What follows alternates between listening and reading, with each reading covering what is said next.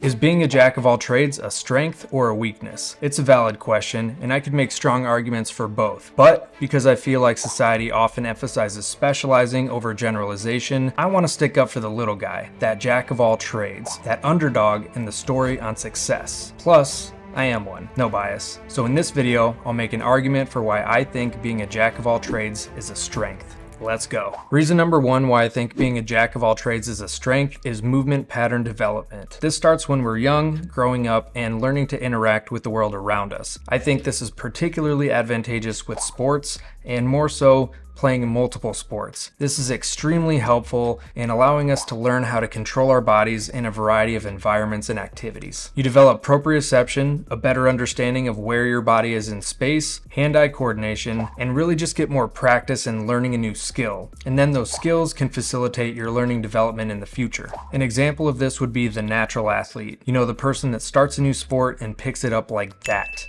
Where others might struggle in the beginning, they seem to just sort of cut the learning curve. And thinking back on my childhood, just about every kid, including myself, who was considered to be a natural athlete, played at least 2 or 3 sports. Coincidence? Probably not. Because when you've played baseball, you've developed a skill that'll help you throw the football, the hand-eye coordination to shoot the basketball in the hoop, and the reflexes to not get punched in the face so much when you decide to take up boxing. I do still get punched a lot though. A recent example for me personally, I got my skydiving license a little over a month ago, and as an AFF student or accelerated freefall student, I was picking up this new skill fairly quickly, and at one point one of the experienced jumpers came up to me and asked if I was a swimmer growing up, and I said, yep, I actually swam competitively for about 10 years as a kid, and that seemed to resonate with him because he's noticed a correlation between those skills. And this translates to many different domains, not just sports. For example, the fine motor skills that you developed as a kid taking that art class might later facilitate your career as a surgeon. The possibilities are endless. Pro number 2 for being a jack of all trades is that you get good at learning. When you're constantly developing new skills, you're in a state of continuous learning, not just refining skills that you already have,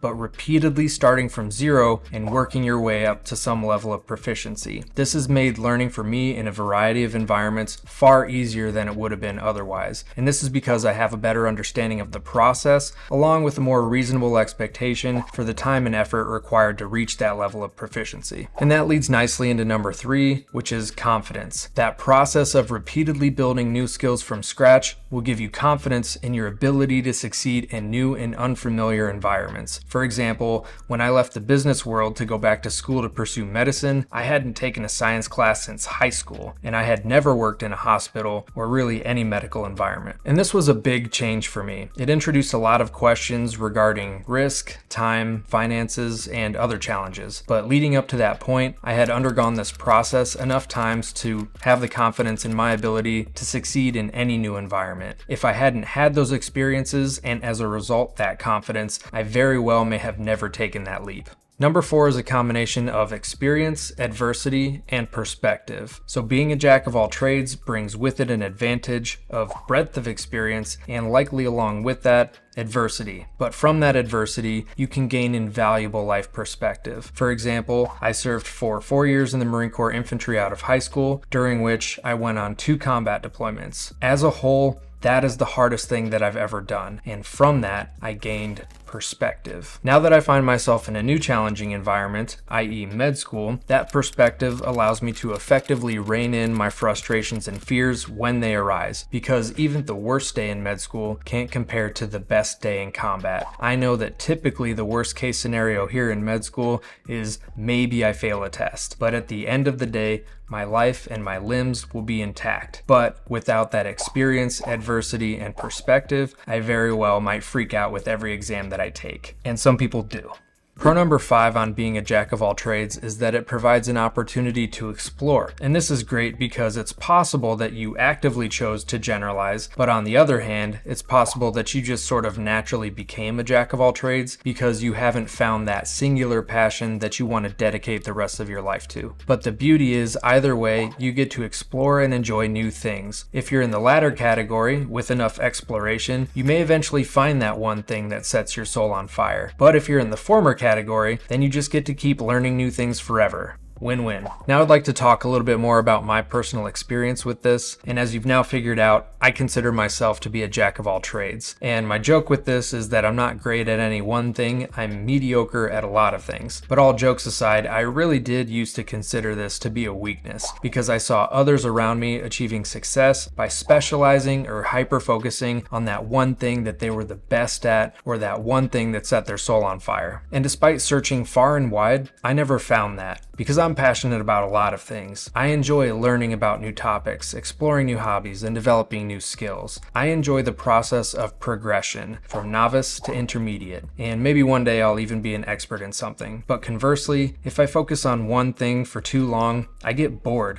If I cut out other hobbies to solely focus on one, after long enough, it becomes mundane and I lose interest. For example, I like powerlifting, and in my early 20s, I thought that I might want to pursue the competitive route. So for a while, outside of school, that's all I did. I got pretty strong, but by the time I reached a respectable level to start competing, I got bored and I burned out. So I left the competitor's dream of picking up heavy things and putting them back down in my rearview mirror. I do still lift weights, but more so now just to maintain my health and fitness. But by getting that time back, it opened up a world of opportunities for me. And I've applied that to many hobbies in my life. By diversifying my time allocation and interests, I found so many things that I love. I've made friendships that I wouldn't otherwise have, and I wouldn't trade those for the world. Living this way, I may never be the absolute best at any one thing, but I can be pretty darn good at a lot of things. And I'm happy with that. Lastly, I just want to plug this book really quick. It's called Range by David Epstein, and the tagline here is Why Generalists Triumph in a Specialized World. So this has been an incredibly influential book in my life, particularly in helping me recognize my generalist tendencies as strengths rather than thinking about them as weaknesses. And hopefully it can do the same for you. All right, that's it for today. Thank you so much for watching. If you got something out of this video, please consider subscribing. It really helps out a lot so that I can keep making these videos. Give the video a like, drop a comment down below. Thanks again, and I'll see you in the next one.